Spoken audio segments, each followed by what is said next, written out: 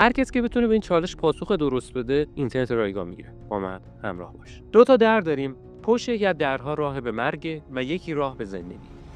دم هر در یه نگهبان وجود داره. یکی از نگهبانا همیشه خدا دروغ میگه و یکی از اونها همیشه راست میگه. شما به عنوان یه شخص برای اینکه بتونید زنده بمونید از یک نگهبان فقط میتونید یک سوال بپرسید. اون سوال چیه؟ به چالش‌های هفتگی گادینت خیلی خوش اومد، جایی که ما هر چهارشنبه یک ویدیو آپلود می‌کنیم و شما اونجا میتونید به پاسخ دادن به معماها، چالش‌ها یا حتی کدهایی که توی ویدیو مخفی شده شارژ اینترنت دریافت کنید. همینطوری که ابتدای ویدیو براتون معما طرح کردم، شما با پاسخ خودتون میتونید شارژ اینترنت برنده بشید. پاسخاتون رو میتونید توی کامنت‌های همین ویدیو بفرستید.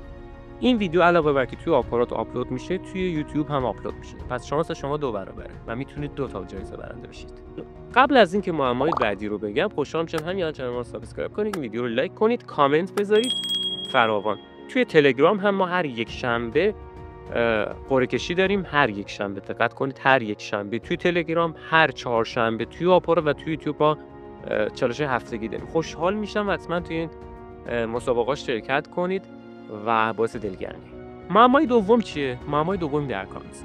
از ابتدای ویدیو تا انتهای ویدیو من یه چند تا کد براتون قرار دادم. و اولین نفری که بتونه این کدها رو درست ارسال کنه برای ادمین تلگرام من بهش جایزه میدیم. این نکته هم اشاره کنم که کدهای ویدیو آپارات و یوتیوب با هم متفاوته. اصل ویدیو یکیه، اما توی یوتیوب یه قابلیتی هست که شما میتونید متن بذارید در حین ویدیو. اون متنی هم که اون کدی که اون حرفی که من قرار دادم در حین ویدیو، اون هم جزء کد هست، کد مخفی. این رو به یاد داشته باشید. اما شما اگه تو این ویدیو تو آپارات نگاه میکنید، خب کدها رو به بفرستید برای ادمین. میتونید بیاید تو یوتیوب از ابتدا تا انتها نگاه کنید، دقت داشته باشید، بعد آنلاین تماشا کنید. ویدیو رو دانلود نکنید. تماشا کنید در حین ویدیو من کدی هم اونجا براتون قرار دادم.